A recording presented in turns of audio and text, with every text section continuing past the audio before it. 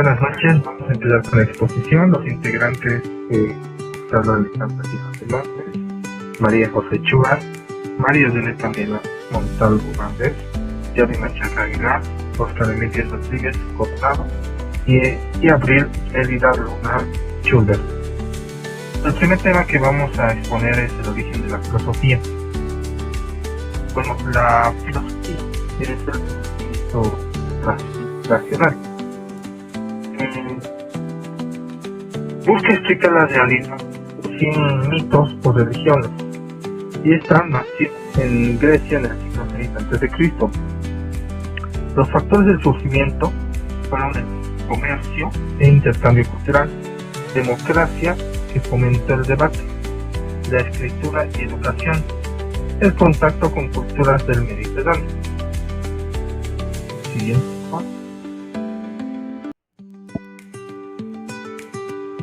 La situación de la Grecia antigua. Bueno, Grecia está formada por varios polis, desde Atenas, Esparta y Mileto. Hubo una fragmentación política, que no había un gobierno central. También había la expansión marítima y el comercio. Y bueno, ha pasado de lo que es el mito a la filosofía. Antes los mitos explicaban el origen del mundo, y luego existía una explicación racional basada en la observación y el debate que procedía de la filosofía. La Teogonía de Hesíodo, bueno, es la obra que narra el origen de los dioses y del universo, estableciendo un orden divino para la sociedad griega.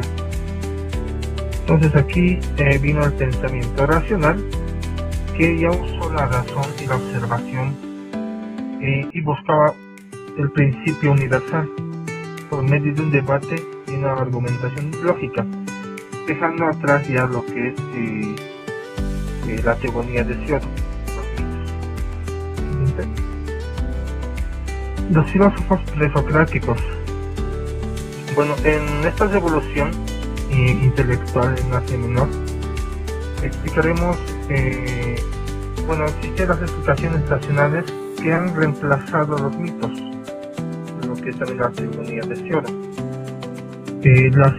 Nació la filosofía de la naturaleza, que es la reflexión sobre el origen de la naturaleza. Entre estos han destacado Tales, Anaximandro y Anaxímenes. Entre estos primeros pensadores, Tales de Mileto indicaba que el agua es el principio del todo. Anaximandro hablaba del apeirón, que es lo infinito. Heráclito indicaba que todo cambia. Y Parménides, el ser es único e inmutable. Siguiente. Tales de Mileto, bueno, ha sido el padre de la filosofía natural. Él propuso que el agua era el origen del todo. También predijo un eclipse solar en el año 585 a.C. También hizo contribuciones en geometría y astronomía, indicando que la Tierra estaba flotando sin apoyo. Anaximandro de Mileto propuso el apeirón, o sea, lo indefinido e ilimitado, el universo en ciclo de creación y destrucción, y las primeras ideas sobre la evolución de los seres vivos. Los aportes que hizo Anaximandro fue en la astronomía, que la Tierra estaba sin apoyo, sobre los mapas, que hizo los primeros intentos de representación geográfica.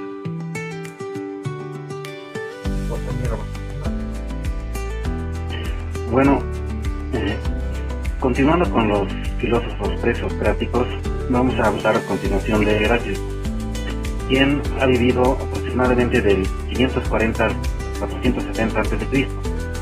Hay un pintor, el pintor Rubens, en el año 1637, lo retrata como el filósofo que llora. Él nació en la ciudad de Éfeso, en la región de la antigua Jonia, perteneciente al Imperio Persa, en la actual Turquía. Bueno, sabemos de él, conocemos a Heráclito en gran parte gracias al escritor y biógrafo Diógenes Laercio, quien escribe: Heráclito floreció en la Olimpiada 61, lo que significa que Heráclito alcanzó su máxima fuerza cerca del año 502 a.C. Hubo una polémica relacionada que enfrentaba a Heráclito contra Parménides, y esta radicaba en el hecho de que muchos comentaristas sugirieron que Heráclito criticó a Parménides durante su trabajo, e incluso dijeron que ambos eran rivales intelectuales. Sin embargo, sabemos que Heráclito nació antes que Parménides, y aunque pudieron ser contemporáneos, por el carácter crítico de Heráclito es poco probable que éste no lo hubiese criticado directamente si así lo hubiese querido hacer. Lo cierto es que se tienen pruebas de que Parménides sí leyó el trabajo de Heráclito, pero Heráclito muy probablemente no llegó a leer el poema de Parménides. Se dice que Heráclito tenía una forma de ser aparentemente soberbia, altiva, y que daba la impresión de ser un hombre que creía saberlo todo. En general, su forma de pensar y de ver el universo era pesimista, fría, dura y quizás melancólica. Déjeme Laercio nos cuenta también que la aversión de Parménides hacia la gente lo llevó a llevar una vida de retiro entre los montes Silueta, donde presuntamente su salud se deterioró hasta su fallecimiento. En general, sus escritos conservan un carácter enigmático, ambiguo y metafórico, que lo llevó a que se le denominara también como el oscuro, lo que lleva a contar con un gran abanico de interpretaciones respecto a su pensamiento verdadero. Muchos sostienen también que nunca escribió y que sus enseñanzas eran netamente orales, por lo que sus escritos eran de posteriores discípulos suyos. Las cuatro principales doctrinas de Heráclito son el fuego, el logos, las energías opuestas y el cambio. El fuego en Heráclito no parece ser un elemento más como el agua, el aire y la tierra, de la que hablaban otros filósofos presocráticos de su tiempo. Para este filósofo, el fuego es agente de transformación y cambio, es algo eterno e increado, con la principal función de transformar las cosas, y es posible que lo entendiese como una forma inteligible del logos. El logos en griego es una palabra polisémica, lo cual significa que tiene muchos significados, pero en este caso llega a romper los límites de la polisemia. Bien puede significar palabra, discurso, razones, ley, tratado, estudio, definición, causa, inteligencia, verbo, etc. Pero al parecer Heráclito nos habla del logos como la razón que rige el universo mismo, el discurso verdadero o la verdad. Las energías opuestas. Heráclito asume la teoría de una tesis pitagórica y le añade su sello personal. La previa idea pitagórica consistía en que los polos opuestos llegan a sentir afecto el uno por el otro hasta llegar a la armonía y la no agresión. Pero Heráclito afirma que la relación de los polos opuestos radica en la tensión y lucha entre ellos. La clave de la armonía está en la discordia. El cambio. Todo fluye. Este podría ser el pensamiento central de Heráclito. Afirma que todo está sujeto a un constante cambio y devenir continuo, tanto el mundo exterior así como el mundo interior y personal. Se cabe aclarar que con esta postura Heráclito no llega a negar la permanencia en sí de las cosas, ni su unicidad ni su consistencia, como se entiende que lo hizo uno de sus posteriores seguidores. Cosmovisión. La humana cosmovisión es el conjunto de opiniones y creencias que conforman la imagen o concepto general del mundo de lo que tiene una persona o cultura. ¿A qué nos referimos con cosmos? Mundo, visión, ver. A lo que se refiere es que es la forma en que una persona ve, siente, piensa y cree sobre lo que el mundo es. ¿Cuáles son las suposiciones? Son aquellas suposiciones o axiomas que consideramos que son verdaderas, ideas sobre lo que nos basamos en nuestras creencias. La cosmovisión es lo que es profundamente arraigada en nuestra mente. Cada persona, cada cultura tiene su perspectiva del universo. Al ser inconsciente, se refiere a partir de un proceso de culturización. Y si es consciente, la persona analiza críticamente su lógica. En la cosmovisión se tiene que ver con los elementos de la realidad, que son la epistemología, la metafísica y la ética. ¿Qué es la epistemología? Es lo que investiga la naturaleza del conocimiento, cómo lo obtenemos, sus límites, y cómo podemos saber si es válido, a los que nos respondemos a las siguientes preguntas. ¿Existe la verdad? ¿Podemos confiar en nuestros sentidos? ¿Qué y cómo puedo saber o conocer? ¿Qué es el conocimiento? ¿Cómo se valida o justifica una creencia como conocimiento? ¿Cuáles son los límites del conocimiento humano? En cambio, la metafísica es la rama de la filosofía que se ocupa del estudio de la realidad en su totalidad, de las causas y principios fundamentales de la existencia y de lo que trasciende lo físico, a las cuales nos respondemos a las preguntas metafísicas es: ¿qué es el ser? ¿Qué significa existir? ¿Qué es la realidad y cómo se estructura? ¿Existen entidades más allá de los físicos, como el alma o Dios? ¿Cuál es la naturaleza del tiempo o el espacio o qué es la casualidad? En cambio, la ética es la disciplina filosófica que se ocupa del estudio de la moral, las normas de conducta y los valores que guían el comportamiento humano, a las que nos respondemos a las preguntas siempre es: ¿qué debo hacer? ¿Qué es lo correcto? ¿Cómo vivir una buena vida? ¿Cómo conocemos la verdad? Bajo los siguientes criterios. Hay el criterio de la validación en la filosofía. El conocimiento es válido y es evidentemente por sí mismo claro y distinto. El criterio de la correspondencia con la realidad, o sea, es una afirmación que es verdadera si corresponde con los hechos reales. Si lo veo, si lo toco y si está. Criterio de la coherencia lógica. Esta idea es una validación que no contradice a otras ideas aceptadas y es lógicamente consistente. Es muy usado en la filosofía racionalista. No se puede decir que todas las verdades son relativas, sin contradecirse una que otra. Siguiendo con lo que son los criterios, vemos lo que es el criterio pragmático, donde dice que una idea es verdadera si funciona en la práctica y permite resolver el problema. Dentro de eso podemos ver un ejemplo en el que indica que el agua resuelve el problema de deshidratación. El siguiente criterio es el criterio intersubjetivo consensual, donde indica que es válido si puede ser aceptado por una comunidad racional después de un análisis y diálogo, ¿no? Y que esto es muy utilizado en filosofía del lenguaje y teoría del conocimiento moderno. Dentro de lo que es el criterio de verificabilidad, que es el positivismo lógico, igual indica que es una afirmación, es válida si puede ser verificada empíricamente. Dentro de esto vemos, por ejemplo, hay una pizarra en un aula de estudio, ¿no? Puesto que obviamente en un aula de estudio siempre va a existir una pizarra para hacer los apuntes. Siguiendo con esto vemos lo que es el impacto de la globalización sobre las cosmovisiones. Vemos la homogeneización cultural. Indica que muchas cosmovisiones tradicionales son reemplazadas o desplazadas. Este proceso es mediante el cual diversas culturas locales o tradicionales pierden sus características únicas y tienden a volverse más similares entre sí. Generalmente esto se da como resultado de la globalización, la colonización o la influencia dominante de otras culturas. También vemos la pérdida de lenguas, ritos, valores propios, donde las lenguas son portadoras de cosmovisiones. Al perderse una lengua, también se pierde una manera de ver el mundo, ¿no? Va a ser la pérdida de las lenguas indígenas, que son portadoras de visiones del mundo únicas, ¿no? Junto con el idioma, que se erosionan también los ritos, las tradiciones, los sistemas de valores, las formas de organización social. Siguiente, por favor. Dentro de eso también vemos lo que es la resistencia, donde están los movimientos de recuperación cultural e identitaria, ¿no?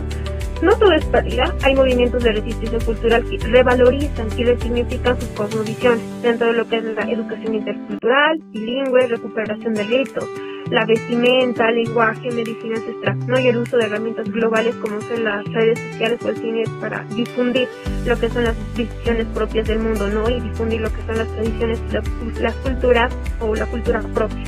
También vemos en la crisis de identidad, donde existe una crisis, vale decir, en muchos jóvenes de comunidades originarias. Esto a través de un conflicto. ¿Por qué? Porque primero quieren ser parte del mundo globalizado o preservar sus raíces, ¿no? Y esto puede generar tensiones internas, sentimiento de inferioridad o desarrollo cultural en el que yo decido quedarme en el lugar donde estoy, en el área rural y en desmedro de lo que es lo urbano, ¿no? Y las influencias de las ciudades y demás. Siguiente, por favor. También vemos lo que es la cultura. La cultura, partimos de qué es la cultura. En términos generales, la cultura va a ser el conjunto de conocimientos, creencias, valores, costumbres, normas, lenguajes, símbolos, mitos, artes y formas de vida que un grupo humano comparte y transmite. Básicamente va a ser toda la idiosincrasia prácticamente de una cultura como tal, lo que hace que esta cultura funcione de tal manera. Siguiente, por favor. Dentro de esto también vamos a ver lo que es la forma en que interpretamos el mundo, ¿no? Nosotros vemos nuestra realidad a través de nuestra propia percepción, por ello concebimos a la naturaleza, la muerte, la familia, el tiempo, el conocimiento desde diferentes perspectivas, y esto va a partir desde las diferentes culturas, ¿no? Dentro de lo que es la cultura y la cosmovisión, vamos a ver que la cosmovisión es el núcleo más profundo de una cultura y va a ser la manera en que un grupo entiende el origen, el sentido y el orden del mundo. Por eso estudiar cosmovisiones es una forma de respetar y entender profundamente las culturas, ¿no? Y consiguiente, por favor, vemos también que el tema de las tradiciones, culturas, la cosmovisión va a tener también un impacto en la salud mental. Dentro de esto va a influir en cómo las personas van a expresar sus síntomas. Algunos pueblos pueden manifestar angustia, no sé, los dolores físicos, no con palabras, sino con otro tipo de ademanes. También se va a considerar que es normal o anormal dentro de lo que es una cultura como tal, ¿no? Y cómo y cuándo las personas buscan ayuda psicológica o espiritual. Dentro de lo que es espiritual, en la cosmovisión andina vamos a ver bien arraigado lo que es el término de yatiri, ¿no? Que muchas personas igual consultan a estas personas para ver el tema espiritual, alguna dolencia o algún malestar que tenga, ¿no? Y también vemos el tema de los síndromes culturales, donde el DSM-4 incluye una lista de síndromes que solo se dan dentro de ciertas culturas, ¿no? Y dentro de unas puede ser alguna enfermedad, mientras que en otra no, es algo mucho más normal. Vemos también las cosmovisiones desde un enfoque antropológico-cultural. Las cosmovisiones indígenas y su relación con la naturaleza. Por ejemplo, en la cosmovisión andina vemos mucho el término Pachamama, ¿no? Esa relación y conexión con la tierra. También la concepción del tiempo y del espacio, donde indica que el tiempo no va a ser lineal, sino va a ser cíclico y va a ser comunitario, no en comunidad. El ser humano y la comunidad. El ser humano se da, su identidad no es individualista, sino su identidad se la da en comunidad. Los saberes y espiritualidad, el conocimiento es experiencial, va a ser simbólico, no va a ser experimental. Y la vigencia actual, donde diga que existe una revalorización en los últimos tiempos, con la determinación del Estado Plurinacional de Bolivia en el año 2009, se ha dado esa revalorización de nuestras culturas. Ahora sí vamos a seguir al siguiente tema, por favor. Bueno, continuando, vamos a hablar sobre el tema que es la introducción a las corrientes filosóficas contemporáneas. La filosofía contemporánea surge como respuesta a los límites de la tradición clásica. Principalmente esta se enfoca en grandes desafíos del mundo moderno, en las cuales está el conocimiento humano, la libertad y la moralidad, también la relación entre ciencia, experiencia y razón. Entre las corrientes más importantes está el racionalismo, el empirismo y el idealismo. Siguiente, por favor. El racionalismo. Este es un movimiento filosófico que promueve a la razón como principal facultad del conocimiento. En esta encontramos como el padre del racionalismo, que es René Descartes. Este se lo considera el padre del racionalismo moderno, ya que defendió que la razón es la herramienta más segura para poder alcanzar el conocimiento. Fue un filósofo, matemático y científico francés de 1596 a 1650. Este afirmaba que la razón es la fuente principal y también la más segura del conocimiento. Desconfiaba de los sentidos, ya que decía que podrían ser muy engañosos. También propuso partir de ideas claras e indudables. La siguiente, por favor. Él también planteó lo que es el método cartesiano. En este primero se basa en que se duda de todo lo que sea absolutamente seguro, especialmente de los sentidos. También es encontrar una verdad indudable, que es el pensamiento mismo, y construir conocimientos nuevos por deducción lógica. Entre sus principios está en no confiar en los sentidos, solo aceptar ideas claras y distintas y seguir un razonamiento ordenado de lo simple a lo complejo. Siguiente, por favor. La deducción como camino a la verdad. La deducción consiste en obtener conclusiones seguras a partir de principios evidentes. A esto vamos con lo que es el cogito ergo sum, que es pienso, luego existo, que significa que el simple hecho de pensar prueba nuestra existencia. Entre las características del método deductivo están la certeza lógica, que esta se basa que si las premisas son verdaderas, la conclusión también debería serlo. También que no depende de la experiencia, ya que se basa en solo la razón pura. Y por último se encuentra lo que es el progresivo y ordenado, ya que avanza paso a paso hacia el conocimiento complejo. La siguiente, por favor.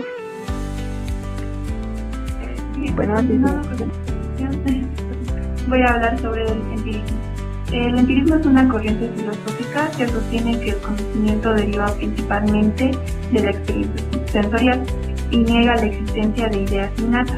Es decir, que la mente humana al nacer se va llenando de conocimiento a través de las percepciones o experiencias que tenga la persona.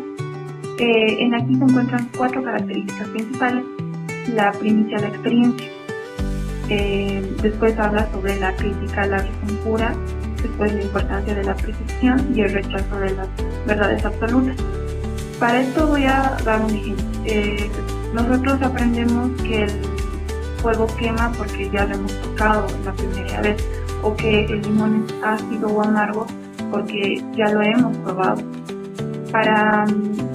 En el empirismo existe, su mayor representante es David Hume, de 1711 a 1776. Fue un filósofo escocés, también fue un historiador y economista. Es el mayor representante del empirismo y su pensamiento llevó al empirismo a una posición escéptica. También cuenta con 3 ideas principales: la impresión e ideas. En la impresión habla de que son las percepciones vivas y directas, en las ideas que son las copias de la impresión. En su segunda idea habla de la crítica a la casualidad. En aquí Hume cuestiona la idea de causa y efecto, y como tercera idea habla del escepticismo moderado. En aquí Hume sostiene que no podemos tener certezas absolutas sobre el mundo. También cuenta con 2 obras principales: el Tratado de la Naturaleza y la investigación sobre el entendimiento humano. Ahora, continuando con el idealismo. El idealismo también es una corriente filosófica que sostiene que la realidad depende de la mente o de las ideas. En el idealismo, la mente o el espíritu es más fundamental que la materia. También cuenta con 3 ideas principales. La primera es la primicia de la idea. Aquí habla de que el pensamiento o la conciencia es el centro de la realidad. En segundo, la crítica al materialismo. Aquí niega que la materia exista por sí sola. Y por último, la importancia del sujeto. Aquí se habla de que el mundo está como lo percibimos o como lo pensamos. El idealismo tiene 2 tipos, que son el subjetivo y el objetivo. En el subjetivo habla de que la experiencia depende de la percepción de cada persona, y en el objetivo habla de la realidad. Habla de que la realidad está en un espíritu o mente universal que le da orden al mundo.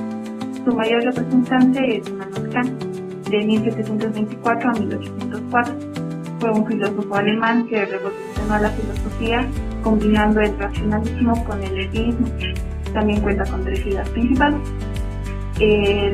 Su primera idea es el idealismo trascendental.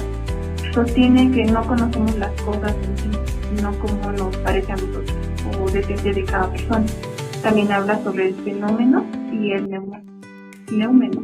En el fenómeno habla de que el mundo es tal como lo percibimos, y en el neumeno habla de la cosa en sí. La realidad verdadera que está más allá de lo que nosotros podemos conocer. Y como última idea tenía la revolución copérnica en la filosofía. Antes se pensaba que el conocimiento debía adaptarse al objeto, pero Kant propone que el objeto se adapta a las estructuras de la mente. Con eso terminaría.